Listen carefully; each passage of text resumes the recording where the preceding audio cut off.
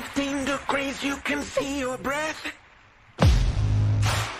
Out here in the lake effect, breaking tables like it's poetry.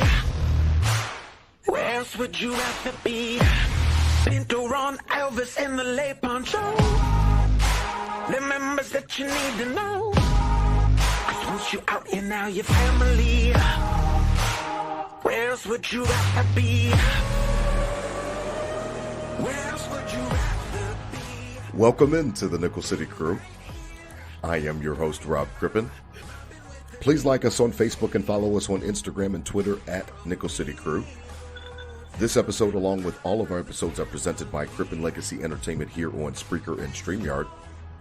We're so glad that you're joining us for some of your Buffalo Bills and NFL content again today. And as always, these are my Bills thoughts said out loud. It's a vibe so ridiculous. Since 12 plus 83 was 6. The shout rocking like a symphony. Where else would you rather be? All right, let's get straight to it. I'm really excited about tonight's episode. It's been a goal of mine and my co-host since last year to just kind of do a little bit more of a concerted effort to spread the word, build the brand, make sure that we're doing a little bit of cross-pollination, which is always good. Again, we simulcast on the Buffalo Fanbase Podcast Network. Again, that's official Bills Mafia Podcast Network. And I really have liked our guests tonight because of the fact that I just like their style. I like their podcast. I like their setup. I like everything about it. They got former players on there often, and it's a really cool setup with what these three guys are doing.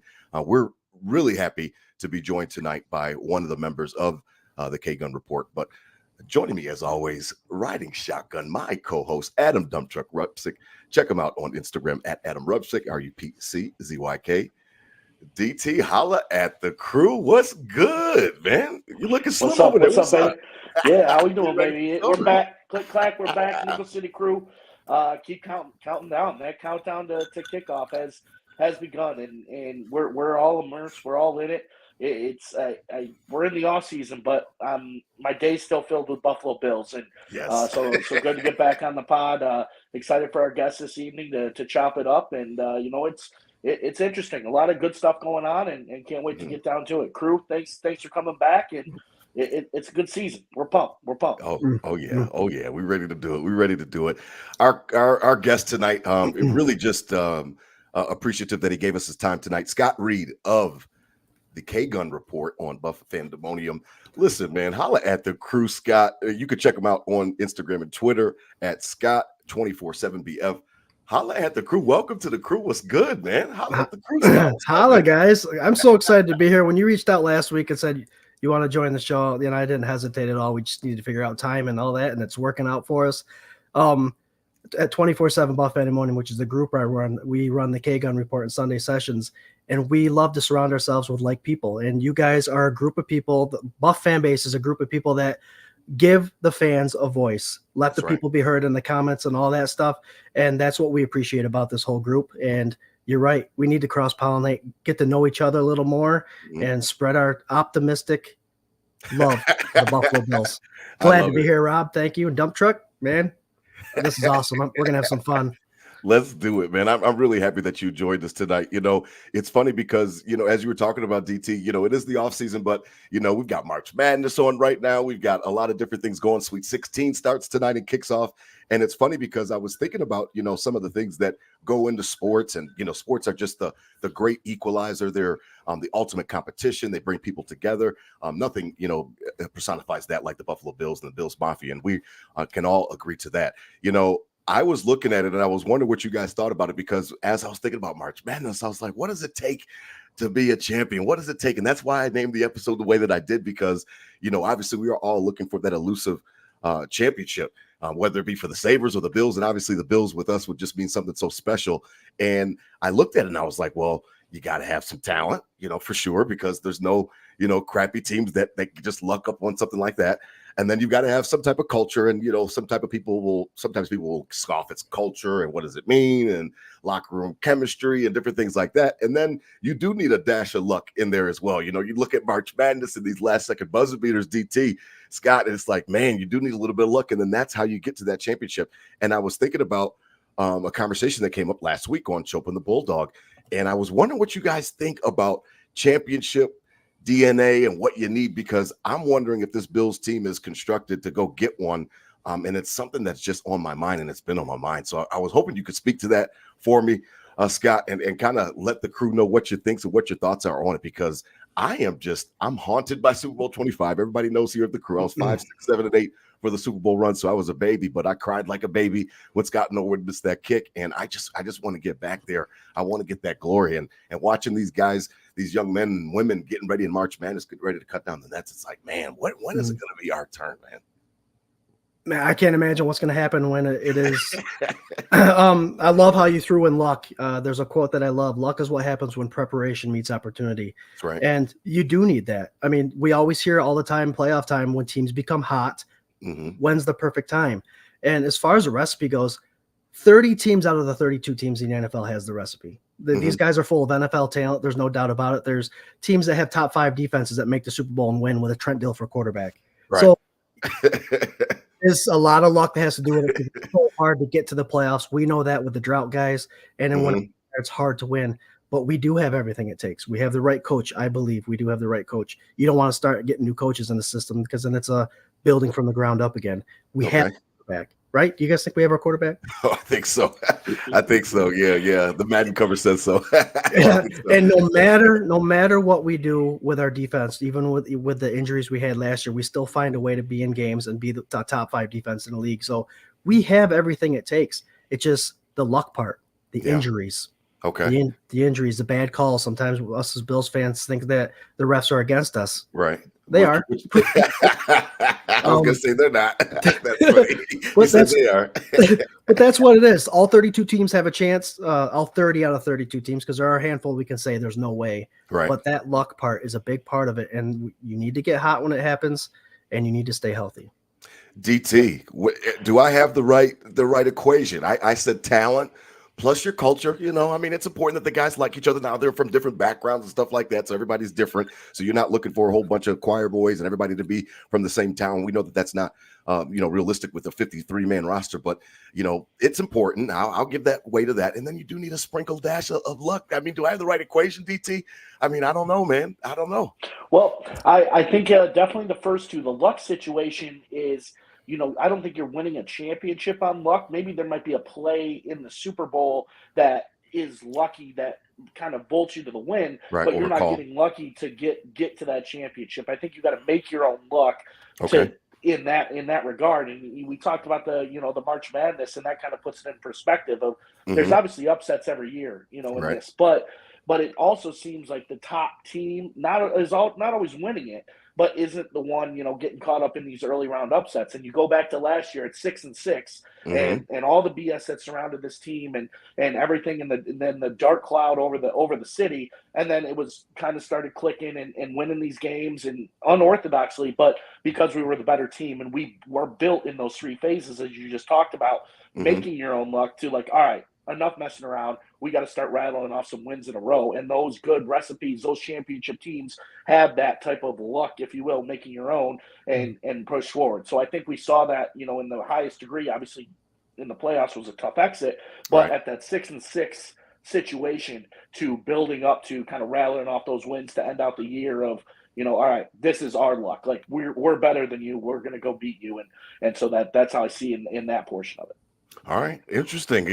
I was thinking about it, and it's funny because it kind of dovetails. I know we skipped last week, Nickel City Crew, for the first round of the tournament, and, everybody was kind of busy with that, and we understood it. So we took a week off last week, and it's funny because, everybody knows the crew. I'm a, avid WGR listener, and Show with the Bulldog, we're talking, and they piqued my interest, and I was just like, man, I had to call in, and I called in because they were talking about your expectations for the season coming up and what you're looking forward to and what you're kind of dreading, so to speak, and things like that. So I called up and I waited on hold. And my main point was that, like, DT knows this very well. I'm looking for just a Super Bowl berth. I want to get there. And the reason being is that I have had a real tough time, Scott. Last season was the first season that I had to make a concerted effort. And DT helped me with that. And we had Robin Mundy on, part of the fan base, and helping me out with that, because what was happening was I was looking at the end result and the playoffs, and I was skipping over the entire season. Just get me to the playoffs. Just get me to the playoffs. I don't give a damn.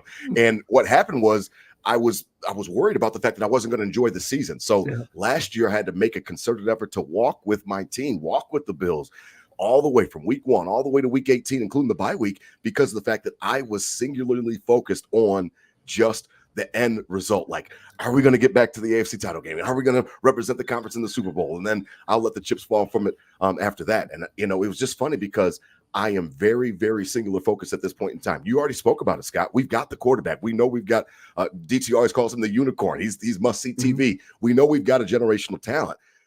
I mean, it seems like we're hitting our head on that ceiling, and I'm just like, what is going on? And I'm really, really focused on trying to walk with the team in the journey, because I understand I'm a season ticket holder. I mean, I'm a fanatic. I know what it's like to go out to the tailgates and have a great time, but like, man, I was crushed last year. DT will tell you I was crushed after we finally got Mahomes in town and we didn't get it done. So, I mean, am I being too narrow-minded? Am I just like, what is going on? Because I feel like there's no more moves on the chessboard. There's no more moves. Like, this is it. Well, I mean, there's two ends of the equation that are, I hate bringing them both up because it puts you right back in the middle. I mean, on the one end of, enjoy the ride. We were in the drought. Now we have our franchise quarterback in Josh Allen and this team of consistent wins, and we're in the hunt, and it's always a competitive situation, and enjoy that part of it.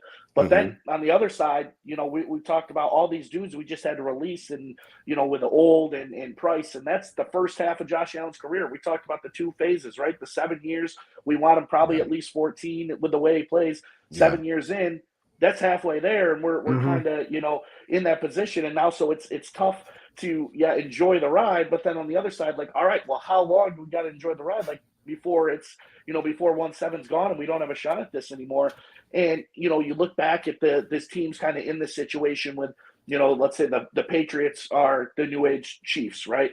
And then those teams like the Steelers and the Broncos when Peyton Manning got there, and the Colts when Peyton Manning was on there, on that first time. Of those teams of like the Bills, comparatively, they were right there and they couldn't get over. Eventually, they all did, which kind of gives me some hope that hopefully that the Bills can do the same thing. But you look both directions. Of course, we want to enjoy it and hang out, and we like being in the conversation. But it also puts the expectation of, well, then what are we happy with? Because nobody's happy walking out of that divisional round when we're walking back to the car, Rob, and nobody's happy with that, right? So it's a back and forth of how much time do we have left, but we still have to enjoy it. But teams in the past with this talent have done it. So you hope it happens, and so it just brings me right back to the middle again, and we're not getting anywhere. Scott, to speak to it, man. I feel like that. I'm not a horror movie fan. I see those commercials for that new Omen movie coming out, and I'm like, man, I am worried that 13 seconds could have been the best shot, and that scares the hell out of me, man. It scares me, man. It scares me. I'm being honest, man. It does, because a lot of people think that was the year that we should have won it, because we would have played a home game in the AFC Championship game. It would have been versus the Rams in the Super Bowl, and those are games we should have won. I personally believe, I may be a biased Bills fan, I think the last 4 years we could have gone to the Super Bowl and won it all. But I love that you're finally starting to slow down, Rob, and taking one game at a time. We stress that on our show because, you know what? Unfortunately, taking one game at a time and following in the playoffs, it's going to feel a little more heartbroken at the end of the season because you feel like you invested more time. But it makes these shows that we do a lot more fun, too, because you've taken the time to invest yourself in each game, and you've studied it and learned it and knows what's happening, and you take it all in. So it makes these shows a lot more fun. But, Dump Truck, you're right. I mean, we'd hate to say we're on the second half of Josh Allen. We should have won it, at least been there 3 times in the first 7 years he's been here. What's going to happen next? But I think Bean's got the answer, and I think he's showing us exactly how to do that. We're going to get younger. We're going to get younger, unfortunately, but it's needed. It's needed. Yeah, it's needed. I mean, we talked about that after the start season, season 4, talking about how some of those moves were necessary for sure to get younger, and some of those positions, you just have to kind of rip the Band-Aid off and just go get it. You know what I mean? So I'm in favor of that. I just want to make sure that I'm not tripping. And, joining us now, just as the fan base continues to build, speak to it. Because listen, it's important that we keep everything in focus, but Justice General always has something to add to it, and I want to know, am I tripping? Because I just want to know if I'm tripping. I mean, talk to us. You can check him out at JA17MVP. Holla at the crew. What's up, Justice? Holla at the crew. Come on, man. Talk to me. I'm sorry. I really just came in to support my guys. You know what I mean? I didn't expect you to throw me on here. But I mean, I've been listening, and I agree where I'm kind of the same way in the sense of as where before I'm talking about 16-0, 17-0, Super Bowl or blah blah blah. I've kind of tempered those expectations just a little bit, just because it's a process in the NFL. It's a lot harder to win a Super Bowl than people want to admit. And it is. We have a team where it's kind of a weird spot to be in. Where we're kind of like, who has put forth a better return on investment with less reward than Josh Allen and the Buffalo Bills? You know what I mean? Return on investment in terms of awards, because Josh Allen is a should-be 3-time MVP.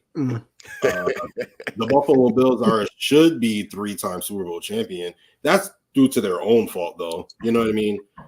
But in terms of awards, championships, etc., and not only that, but just the perception that the Buffalo Bills have. Outside of Vegas, the Bills aren't very well liked by like most national pundits or whatever the case may be. Vegas really likes the Bills. Vegas is like, those guys are good.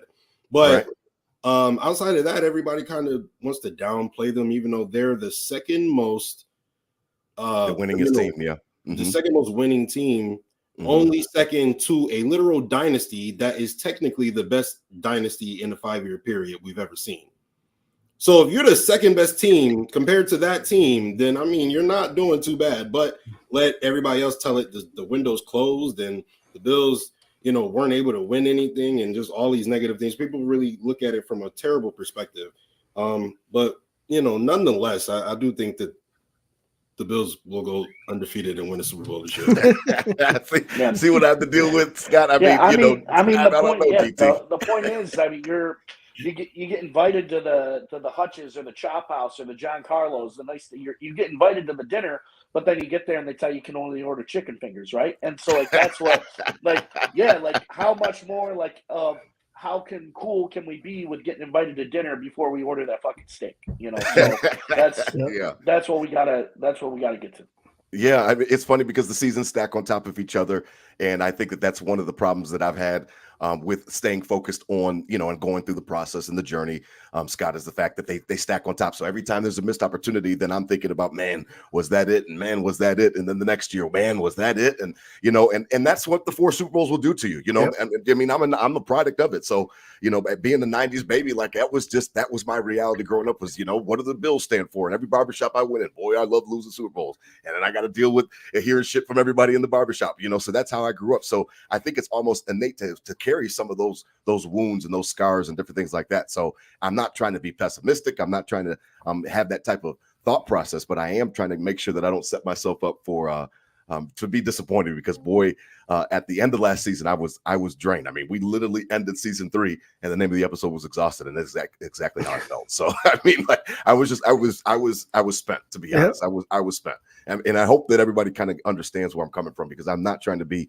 a Debbie Downer, but I definitely I'm looking for it. I crave that opportunity, like you talked about, Scott. The city, I mean, the city might burn for days if we get, I'm talking about feeding the pit. I couldn't imagine the Bills win the Super Bowl. I mean, it brings chills to my face every time. And it's going to feel like that when it does happen. The Bills fans deserve it the most. And you hate to say that, but we did go through all that. We're the only ones that made made 4 Super Bowls in a row. I think we're the only one that had an 18-year drought without making the playoffs. So we've gone through so much dramatic stuff that when it finally does happen, there may be even Miami fans. It's like, okay, they can have it. You know what I mean? That's how bad it is. Yes. So yeah, it'll be something special. It would be something special for sure. Now, switching gears as we transition, the draft is right around the corner next month, and everybody is excited about looking at the prospects and different things like that. I wanted to get you guys in a mode and put your Brandon Bean hats on right now and kind of, see what you can do and let me know what you're thinking. What's the perfect scenario, DT, for next month's draft? The Bills are at 28. I know that there's a lot of talk about wide receiver. I'm on the wide receiver train for sure, 100% choo-choo. But I do understand that there's a possibility that it could be a different position. And I'm starting to understand that, there might be an opportunity where there's just something that Brandon Bean can't pass up in respects to his best player available, what he sees on his board. We don't get a chance to see the board. So because of that, we always have to speculate leading up to the draft. And then obviously in the press conference afterwards, DT Scott, they'll tell you that, this guy was right on our board. And we wanted him the entire time. And that's the speak that you have to do. And obviously it's part of the game. DT, put your Brandon Bean hat on. What is your perfect scenario? Is there a position that you're hoping to get most? Is it wide receiver? Is there something that you're looking at like, man, I want this. I want this bad. Yeah, well, I mean, the wide receiver train is real. It has to be. It's more than just filling Gabe Davis. It's, as we talked about it in the last episode. It's a crucial move for a succession plan for Stephon Diggs. It's not we just need a wide receiver. We need a number one. We need the next 6-7 year number one wide receiver. Yeah. Like, you can't just get a guy that's going to produce. Like, you need the next superstar. To pick. So with that mentality, it's like you get your eyes on the top half of it, right? The guys we probably can't touch, the Adunze's, the Harrisons, Malik Neighbors, those type of guys. But then you look at the Sammy Watkins situations. You trade up huge, you go get Sammy Watkins, and then you miss out on Mike Evans or Odell Beckham or whoever else was in that draft. And that's like then you put it back to my Bean perspective. Okay, we need that number one. We need that next. You can't just get a receiver. You need the next number one to succeed Stephon Diggs. Right. But it's tough for me to go up more than 3 or 4 spots. Yeah. For anything other than a quarterback, and we're not doing that. We're not doing that. No, obviously. So right. So if I talked myself back into sitting still at 28 and relying on this thick draft class, and if some things fall, then get aggressive. You got the picks to get aggressive and move up. But I think we'd be patient. We wait at 28 and get that still pool there. All these guys aren't going to be gone by 28. So there's going to be one of them left, and just hope he's the next JJ, Jamar Chase, or whatever the case is, and go get him. I mean, but so that's where I'm at currently. And I want the shiny things. Then Sammy Watkins says, no, don't do the shiny things. Yeah. And then the class is deep. But the importance, it's not just we want a receiver. We need a number one to succeed Stephon Diggs. Scott, you're Brandon Bean. I mean, what's the perfect scenario? Because I don't know. DT's right. The wide receiver train is real, and I'm on it. I'm on it. I always joke on the show. I just actually got off the phone with Brandon Bean, and we kind of discussed. Here's the thing. I would agree with you 100%, but I did not expect Bean to trade up last year to get a tight end and Dalton Kincaid. Okay. So is where my mind wants a wide receiver. If someone like a Brian Thomas falls there, or if a Dunze falls back there, of course, I want those guys on there. They got size. They can stretch the field. They can do the perimeter stuff like Diggs can, and they would be a number one for sure. They'd be someone that could take over for Diggs when he left. But then every time I think, okay, they might go this way, they bring someone in, obviously 30-plus-year-old, because I like to get in the old people for the 1 year. But it's like, where's the next step? And I feel that in order for this draft to be a success, first round has to be a starter. Yeah. Oh, yeah. Absolutely. This whole draft, develop and retain. We kind of, I think Osiris Torrance is the only guy that started from being drafted in the Bean era, other than, Josh Allen even have to wait. So I want them to be able to draft someone at 28 that's actually going to be an immediate starter. Okay. If someone like Verse from Florida State University is available at 24, 25, I wouldn't doubt if he traded up for an edge rusher again. I hate to say it. I think Bills fans are tired of seeing defensive linemen being taken, but that's a possibility. So yeah, you could throw everything in the air now because of what Bean did last year. Who thought they were going to get a tight end? I think they were going to get tight end. And you're right about that, because I put that in my notes that, Bean, he gets antsy. He even said he was on Pat McAfee the other day. He's like, I get antsy, so sometimes he'll trade up. Now, I don't necessarily think that it was he did that for Kincaid to begin with. I think that the wide receiver run spooked him. So when the wide receiver run happens, he's like, these guys are running out. Well, what's my next best option is, this versatile guy from Utah that can catch everything and the 18 receptions against USC, that type of thing. So I think that his plans were probably altered because of the way that the draft goes. And we've seen runs on certain positions happen. And I'm worried about the fact that, not worried, but I think that there's a chance that he could trade up because of the fact that he'll get antsy. There'll be a position that he's looking at. Now I don't necessarily think you're just talking about, bringing in more of the 30-year-old somethings. They bring in another LaShawn Williams today, another defensive tackle that just signed Johnson the other day. So I understand that they've got some defensive line help now, and they've got some rotational guys, but like there's a chance that there could be a defensive tackle that he likes a lot. There could be a chance, you just spoke on it, like Jared Verse drops, I don't know if he's going to just sit there and just let somebody else grab him. He might want to grab him. I in a perfect world, for me, I definitely want somebody like an A.D. Mitchell. I want Adonai Mitchell, somebody that's big, that's fast, that's got that catch radius, all those different types of monikers that you talk about. But I feel like receiver is the best bang for your buck. And what I mean by that is those first-round picks, Scott, DT, we get that fifth-year option. How important is that on a position like wide receiver when you see that these guys are getting the bag the way that they are now? Like they are getting paid to have that cost control for that fifth year. I think it's just such a big deal. And I don't know many other positions that I'm willing to do that for outside. Obviously, it's not quarterback. And then defensive end is all I can think of another position that's even worthy of that when it comes to it. Not a safety, not a defensive tackle to me. I want that fifth-year option for a guy just in case he blows up. It just gives me more time to work with him in his reps. And now would be a time you do it with a now would be a time you did it with a receiver because the prices of number one wide receivers are going up, and it won't be long till wide receiver number 2 is making $20+ million a year. Yep. So if you were to get a five-year deal on a rookie, I think Diggs is out at 27. So that would leave year 4 and then the fifth-year option to go after and keep your rookie that you signed this year. So that would be smart. That would be smart. And now you have Curtis Samuel in the ear of this rookie. We're always talking about these veterans that are in the ear and teaching these guys their trades. Yeah. They have 2 really good ones there in Buffalo that can teach this new guy for sure. DT, is that perfect scenario? I think the chances of wide receiver not working out has been diminishing over the years. Like these first round wide receivers are coming in and producing, last year that out of that whole run of receivers, Quentin Johnston was the only one that really didn't work out. Everybody else, Smith Najiba, Zay Flowers, all these dudes had Jordan Addison, even all these dudes had really good rookie years and came in and started and produced right away. And we're seeing that a lot more. I think with these receivers and coming out, back to the Jamar Chase and the Justin Jefferson, getting these guys, you can find value in later rounds. We got Khalil Shakir, and the list goes on and on, but the value you can find in later rounds. But in this first round talent pool over the past couple of years, it seems that you're not really taking a chance. You get one of these big name dudes, they're going to come in and produce.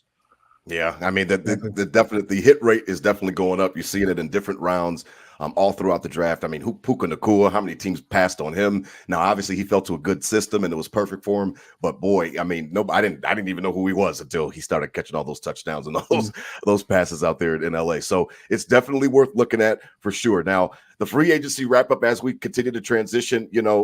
What's your favorite external signing, guys? I mean, is it Samuel? I mean, I kind of laughed when I did my notes because I don't really know if there's there's not many other options. Like I said, the Bills again today signed LaShawn Williams.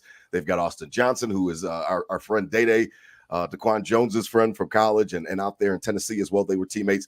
Mac Hollins, I have to admit, didn't even know who he was until the Bills signed him. Had to look him up on Google and figure out his career. I mean, is it just Samuel, hands down? Is that kind of the external signing that we're most impressed with? Because it is for me, for sure. I think that he's versatile. I think he does a lot of different things, outside, slot. He was a running back at Ohio State. So I think that he offers a lot of different flexibilities. Are you interested in that, Scott?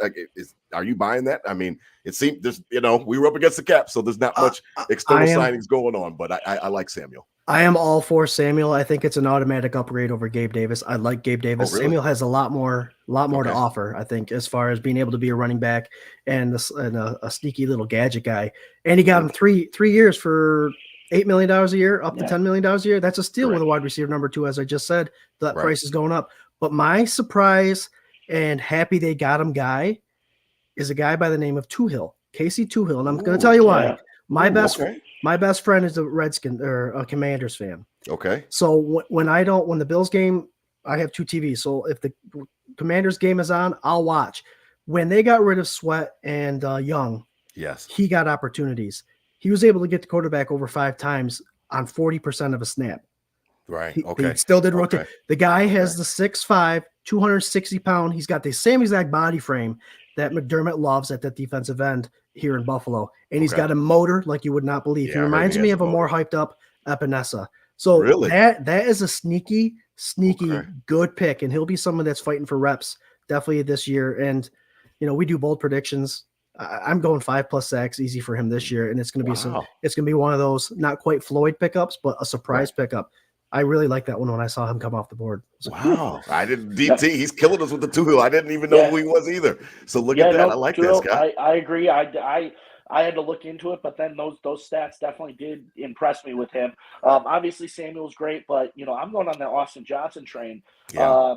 This guy comes in who, obviously my connection with Day and Jones when I used to go down to Nashville and be with them, and he was his roommate. He came in a year later, from Penn State, and it was a big deal because his boy from Penn State was coming in, and they roomed together, nice little penthouse downtown Nashville on Broadway, and we go in and we're having a good time, and kind of the murmurs of like it was an awkward situation because Day was the 3rd round pick, the starter in the defensive line, but Austin Johnson coming in and getting some reps of like you might be taking your job, Jones.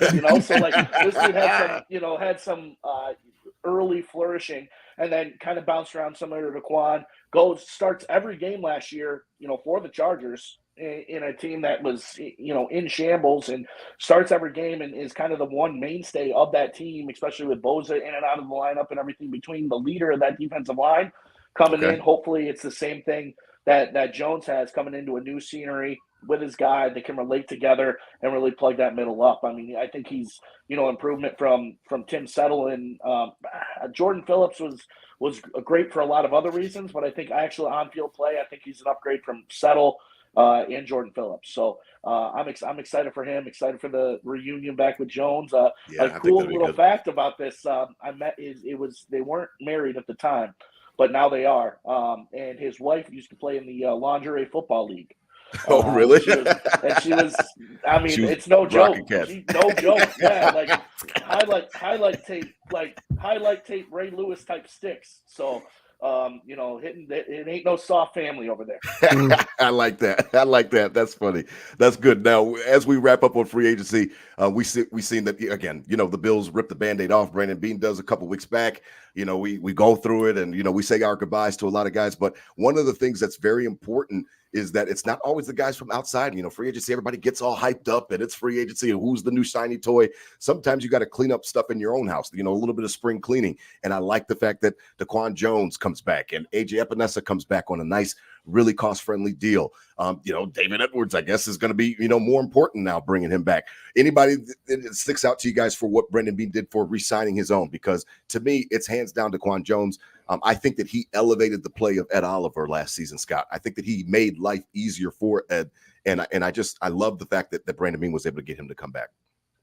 I agree 100%. Bringing back those defensive linemen, Epinesa included, like you said. I'm not going to go too much into it because you hit the nail on the head. Daquan Jones was a big part. We didn't have a Tech 1 defensive tackle until they re-signed him. And that's a big part of our offense. That's a big part of our defense. That's a big part of Ed Oliver's success. Is when Latoulier was in, I said quite often, because I don't think Ed Oliver was quite there yet, the only reason Oliver was good is because Latoulier took up the double teams and all that stuff. I'm so glad Oliver's come into his own, and he's the player that we thought he could be. But Daquan, man, he makes it so much easier for him, and those two combined together, it's very dangerous. It sucks that he went out with that pectoral injury last year, but if he's healthy, and I read that 30-plus-year-olds for defensive tackles is not very old anymore in the league. So they can play a little bit longer because of the rotation and all that stuff. So that was an important signing, and it was a good signing. I liked it a lot. What you got, DT? Taylor Rapp, man. I think that's big for us. I mean, he came in and played good when he needed to. Now without Poyer probably not Hyde, this dude's got to be the guy back there. I know we the name just blanking from the Chiefs. Mike Edwards. Mike The other Edwards, starter, yeah. Mike Edwards, yes. Mike Edwards Mhm. going to come in, obviously start, but Rapp's going to come in and he's going to have to be, take that next step to be that guy. Showed some flourishing, and I was happy we got him back and somebody we could rely on back there. So I'm looking for him to play big and fill those shoes of Poyer and Hyde and be the younger version. And he learned from the best last year. He saw them both. He saw them operate, come in and hit it hard running. And when back to the DaQuan Jones thing, I mean, back, when he was in Tennessee, I felt like the kind of the murmurs of like retiring and like just getting as much money as possible, like doing that what you should do, right? In the NFL, like Right. secure yourself, secure your family. And then it's the vibes kind of changed since he's come to Okay. Buffalo. It's like, yo, let's Rejuvenated. get a ring. Let's Mhm. get a ring. Like I'm here to play. Like and so like that makes me excited too about somebody who's talking about retiring 5-6 years ago now is chomping at the bit to come back and play at 32 years old. So that's kind of shows the culture of this team and everything changing. But the rejuvenation of it's not just the money anymore. They're here to win. They're here to win rings. So it's funny that you said that, because that circles back to the our first topic of conversation was what do you need, and that culture is a part of that equation for sure, Scott. And it was funny because Mike Edwards, when he signed, he's one of the first things he said was like, they just have a winning culture. I like the way that they operate. He talked about the coaching staff and just said that they sold him on the fact of the vision and different things like that for the team. And like that's something to be said, because we all went through the drought where we're all parched and we've got nothing to drink and we're out there in the desert and nobody wants to come to Buffalo. Nobody even wants to sniff it. And T.O. is a big deal just because of the fact that he's coming to Buffalo and he chose us, and Mario Williams, and we all remember the day Mario signed. Those days are over. We're now a destination. We're now a place that people want to go to, like DT said, to try to get that ring. So I think that is important for sure, because it seems like whatever Brandon Beane is doing down there, and I've got my problems with Sean McDermott, and the crew knows that, Scott, and we won't have to get into it tonight, but one thing you cannot take away from him is that the players do respect him. They do like playing for him, and that kind of showed up even after that piece by Ty Dunn. It was just the players rallied around him. Mm-hmm. They use it as a rallying cry, and you can't take it from them. They like McDermott, and they like Beane. You could tell. Yeah, you guys. I know you mentioned rings just now, and that's the goal. And I just wanted to throw this out there for the fans that are upset that Poyer and Hyde are gone. You want to know the difference between Poyer, Hyde, and Rapp and Mike Edwards? 7 years of consistency, a couple all pros. What do you got? Mike Edwards and Taylor Rapp both have Super Bowl rings starting on Super Bowl defenses. Yeah, they do. Yeah, Mike Edwards has been on the last two Super Bowl champions. Yeah, he played for Tampa and then he went to KC last year. So that is a good point. Now they'll be just fine.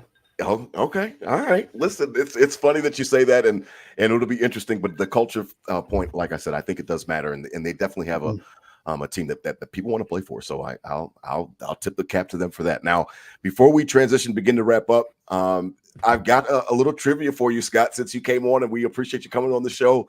Now, you're the co-host of the K Gun Report, correct? Correct. A little trivia for you. Who is the K Gun named after? Keith McKellar.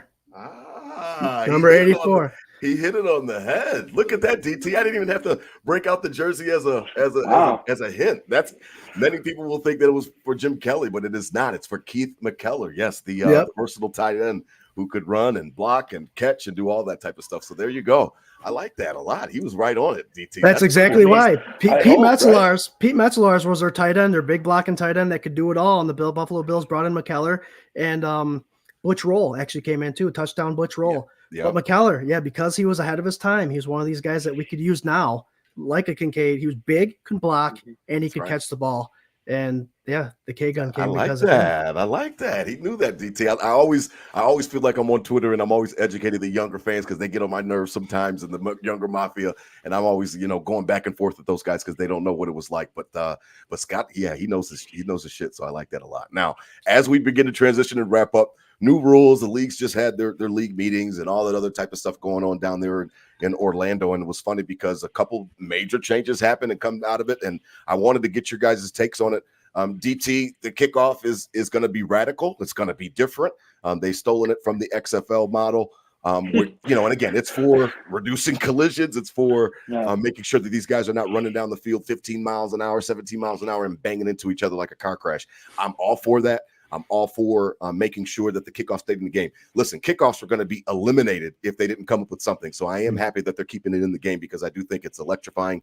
You think about Naheem Hines, that wonderful 2 kickoff returns and what that meant for us. And you're coming off of Damar Hamlin. You think about a guy like Devin Hester, who has just been elected to the Hall of Fame. So go ahead and get Steve Tasker in there now. It would be a great time. Oh, yeah. I mean, what do you think, DT? The kickoff's going to look crazy week 1, but I am happy that they kept it in the game. I am. Yeah. Well, shout out UFL kicking off this weekend. St. Louis Yes, Battlehawks. Yes, they are. That's smelling what the Rock's cooking. To fix that itch a little bit. Tune into the UFL, but it's tough because, like you said, the kickoff, the returns will be gone. If nothing changed on this, right? And this is something that it turned into basically there wasn't returns anyway. It was very, very rare. Just kicking in the Super end Bowl zone, had 0 catch, call it. Yeah, exactly. Call it a day, get out of there. So they were basically gone anyway. This is new. You don't want to take away from the crest and the beauty of the game, but you have to be progressive. And and the reality of it is, kids aren't playing football like they used to, right? So probably 20, 30, 40 years from now, you're going to see a huge decline just in football in general. So we got to start taking steps to make it safer to get interest back in it and everything like that for the longevity of the game itself. So I do support it. Just a little gimmicky looking, it's just these guys down the field. It is going to result in more returns because I think if it kick it in the end zone, it goes to the 30, correct? Correct. Yeah, they're penalizing now. So yep. If it rolls into the end zone, it's a regular 20, or you can return it, out. What makes me a little nervous, but like hopefully create some hype is with these lines straight up. I mean, granted, teams are going to learn how to defend it, but it's just so close. If you break through that line, it's a lot of open grass out there. So I'm sure teams will be working on ways to defend it and whatnot, but it just seems a lot easier to house call one than it used to be. What do you think, Scott? We're going to see more returns. I'm pretty much almost positive we're going to see some more. But it was a shock to the system when I saw the XFL and they do it. So what do you think about? What are your thoughts on that? Well, there's going to be a lot more film study, like you said, dump truck. You're going to find out the 2 or 3 guys that are getting blocked every time that are creating the holes, and they're going to say find number 76, 78, and 79 and run towards them when you get the ball. But it is decreasing the collision. And when we thought the NFL was trying to get away from kickoffs and the injuries, it looks like the NFL is trying to make it so there's more returns again with the rules that you explained just a second ago. Right. But I'm kind of excited because we have a young special teams coach in Smiley. He's a young guy. He's not set in his ways, so I think he can adjust accordingly. It's these older guys that we're going to find out that are having problems with adjusting and calling these kickoff returns. The only thing I don't like about it, I'm excited to see it. I want to see how it plays out. The only thing I don't like about it now is now that you have to tell the refs when you're doing an onside kick. Yeah, no. So there's no surprise onside element of anymore. Surprise is gone. Yeah, you think about that Super Bowl with the Colts, and then they come out at halftime. Yeah. I think was it the Colts that did it, or was it the Saints? Saints did it. Okay, yeah, Sean Payton, and so that's the element of surprise is gone. Now I think that they said that there was like 2% or 3% of the onsides last year were actually recovered. So something really low. So. But yes, I do appreciate what you talked about. There's no way to trick anybody anymore. You got to report, just like reporting eligible. Yeah, Detroit found out how shitty that can be if you get that wrong. So now the hip drop tackle, Scott, you know a little bit more about this than we do in respects to the fact that you had a chance last week. You had on a former Bills wide receiver on the K-Gun Report who had a chance to kind of give his thoughts on it. And it was interesting because I listened to it and I didn't think about it the way that he explained it because I've never played professional football. So he had kind of spoke on it being almost kind of a dirty play. And he was happy for it. Speak about the guest that you had on last week on your show, because I liked his perspective. I hadn't thought about it that way. Yeah, we had on the K-Gun Report last week, Brad Lamb, former Buffalo Bills wide receiver. He played there for 3 years. He was actually drafted the same year Mark Maddox, who's another guy that's on our show.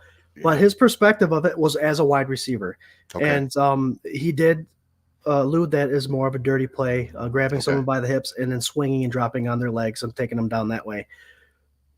It's tough to call that, guys, because if you ask 99% of the offensive players out there, they like the rule. You ask 99% of the defensive players out there, they hate the rule. Yeah. I'm leaning towards hating the rule because as a defender, you're trying to make a tackle and trying for the guy not to go forward after you tackle him.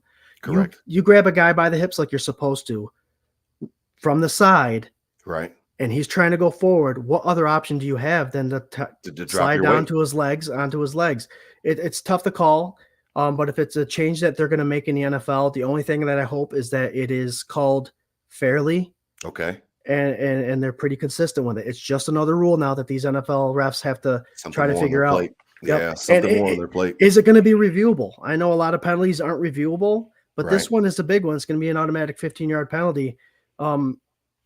I mean, I would like DT. I would like them to just fine these guys for it and then send a check, send a fine in the mail next week and keep the game moving, because I'm worried, like Scott's worried, that it's going to fuck up a game. Like, and I don't want that. I don't want a situation where I'm giving out a free 15 for something that's interpreted the wrong way, like Scott said, or it looked like it was, but it really wasn't. It's just another subjective call like PI or you can't go high, you can't go low. Where are you going to go? Yeah. Where are you going? I'm worried about that, DT. I'm hoping that it will be more of a fine system where you'll hear about it on your feed, coming up that next Tuesday that they handed out a fine to a guy, as opposed to giving 15 yards on Sunday. I don't want it to muck up the game. And that's that thing that I'm worried about. Mm-hmm. Well, that's the thing. I mean, make the game safer, yes. Change a game, no. Like change an outcome of a game, no, on that, right? And I think offense, defense, everyone's on board with that. But the NFL, it's almost laughable at this point, right? Safety is our number one issue. All right, let's add another week to the season. Safety is our number one issue. All right, let's make these dudes. Let's have Wednesday games for Christmas. Yeah, let's play every day of the week.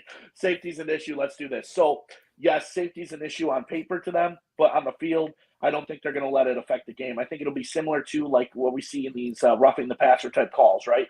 We've seen an increase in with what you can do, what you can't do with these dudes over the past couple of years, but then when the game's on the line and it's going down the wire, you're not seeing that as much. I think that's going to be exactly the same as in this situation. You're going to see it to set a point in situations where it's not going to create a different outcome of the game. You're going to see it, and then other than that, it's going to be the fine on the chair. It's going to be the perfect example of Daquan Jones last year, a sack against Tua in Buffalo in the fourth quarter. There, just broke through the line, beautiful sack, and I guess landed on him or whatever, and no flag, nothing. And then 3 days later, $30,000, So that's fine.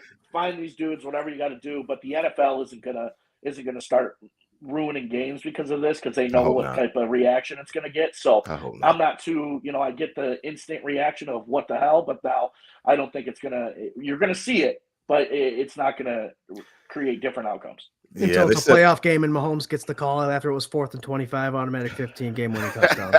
I know, it's crazy. I mean, that's what I'm worried about, is I don't want it to actually affect the outcome of a game or anything like that. I saw on Twitter, even like Cornelius, the Biscuit Bennett, he was like, I was taught to bring down the ball carrier by any means necessary other than grabbing his face mask. And then Richard Sherman was on there concurring with him. And then some offensive guys were mad, and they were kind of going back and forth. It was funny, just like you talked about, Scott. The offense, they more protection for them, so they're happy, and then the defense is definitely like, what the hell's going on?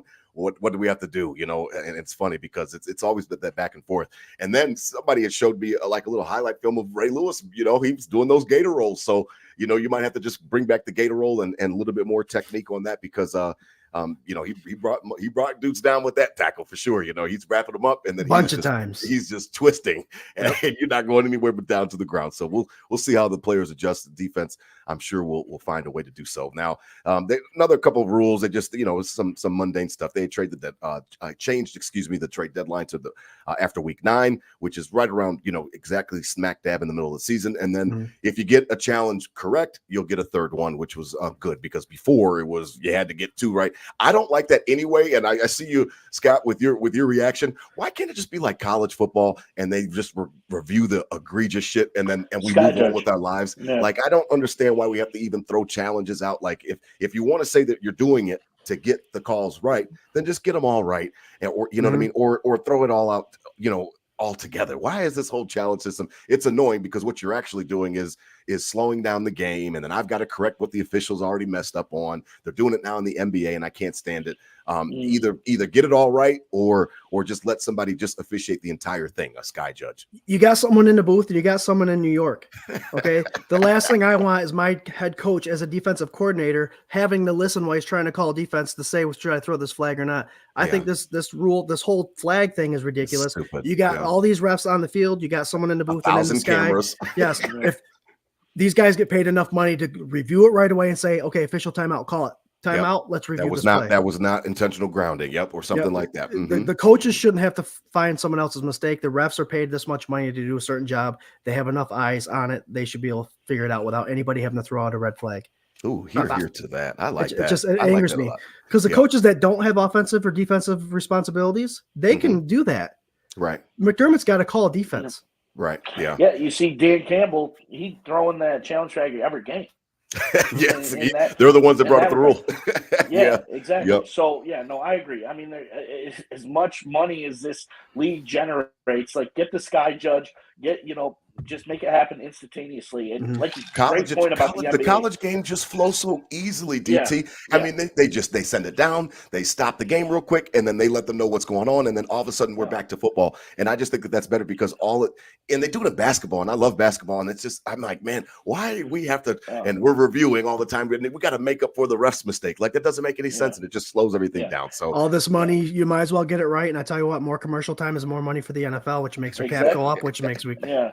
And how many times during these reviews they show the replay on TV, and you know the answer after the first take of the replay. Yep. It's like, okay, he dropped it. Oh, okay, he caught it, and then it's another 5 minutes. 10 minutes. And it just, it just seems definitely almost ancient time that you're having to do stuff like this. I guess it creates a competitive nature to it. Like, you have to be prepared as a coach and know when to throw it, know when. Why am I making up for the rest though?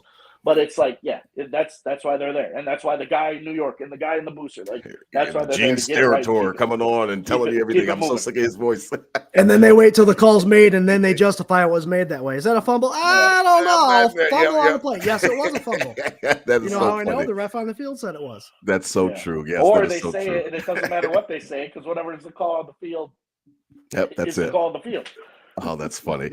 As we wrap up tonight, again, we appreciate Scott Reed again from the K-Gun Report over at BUF Fandemonium joining us tonight. Tell everybody where they could find you when you guys are doing your shows, different things like that, because we really appreciate you you taking time out of your night tonight.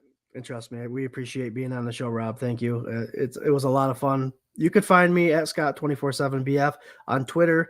You could find my page 24/7 BUF Fandemonium on Twitter, Instagram, Facebook, and we actually got a TikTok. So hit us up there. I'm a co-host of the K-Gun Report. We go live every Tuesday, 8 o'clock, and Sunday Sessions, which is Buff Fan Base's pregame show. We go on an hour and a half before every game come season start. It's a lot of fun. We're going to have a lot of you guys on our shows and talk Buffalo Bills football. Like everyone else in the Buff fan base, it's a fan first perspective kind of a group. And that's why we love it so much. And we want to hear your all voices. That's why we see the comments coming in, and your questions are important because we love to answer them. It keeps the show going, and we do this because of you. Absolutely. Sure. Thanks for having me again, Rob. Absolutely, man. We appreciate it. We're definitely going to have you back on. Shout out to Trey White. You see him right behind me.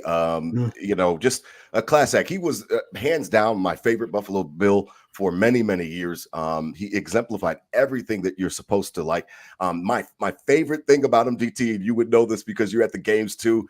My favorite thing about Trey White was his energy during the timeouts. He would dance, and that shit was the funniest. I mean, it never got old. It was never something that I thought that he was doing it to show up Bode or show up anybody. It was just Trey being Trey, and an all pro.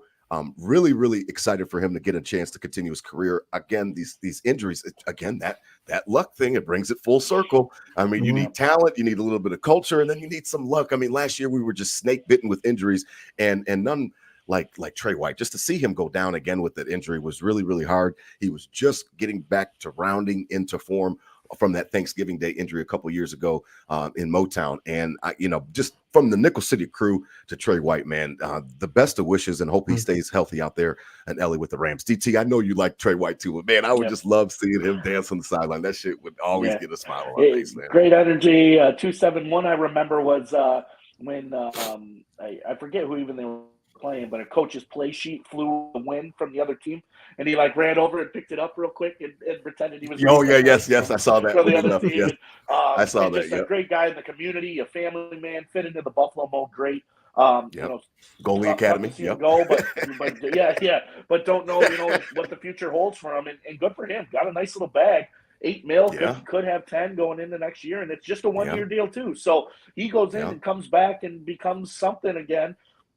Who says we can't get Brandon him back Bean next wouldn't. year? So Brandon Bean wouldn't close the door, Scott. He said maybe we could get him back. That different things like that. Now he was talking about this offseason, but I mean Trey White. What did he mean to the K Gun Report? Because he's one of the most enjoyable Buffalo Bills I've seen in recent years for sure. He was my favorite Buffalo Bill for sure. Oh yeah, I mean, 100% support because of the exact reasons that Dump Truck just said. He was a family guy. He belonged to the culture. He was in the community. Yeah. Of course, with injury, you always root for the next guy. You always root for the guy coming back and having success. And we were just almost there when that Achilles went. Yeah. But best of luck, 10 mil potentially. Yes, that's awesome for him. One year. I'm just glad he's out of the. He's in the NFC and not in the AFC. Yeah. So if we can watch him and root for him and see him become Trey White like we know, that's going to be better for us because we know we don't have to play him. Yeah, absolutely. I shout out to Trey White. We definitely loved him here on the crew, and definitely wish him the best of success. Well, listen, everybody, the Sweet 16 is getting ready to get started. We appreciate everybody that joined in tonight, and had a chance to join us on all the different platforms. Again, Scott Reed from the K-Gun Report. We appreciate you joining us tonight, man. Salute. We appreciate you. We're going to continue to build the base. You guys stole my hashtag. I love it. Continue to spread it around, man. I love that. We're going to continue to build the base. I think that it's awesome because we've got a bunch of great content creators out there, and we just want to continue to just cross-pollinate and just support each other, be on different shows, and show each other the love, man, because it's all for the Bills Mafia, man. It's all for the Bills, man. We love the Bills, so it's all good, man. I appreciate it, man. Oh yeah, thanks again, guys, for having me on the show. It was a lot of fun. Absolutely. Out there, enjoy the Sweet 16. Get your bets in if that's what you do, if that's your fancy, and enjoy some great basketball tonight and tomorrow. Again, please spread love, not hate. These were my Bills thoughts said out loud. Hit them with a go Bills, Scott. That's what we do at the end. Hit them with a go Bills. Go Bills. Go Bills. Go Bills.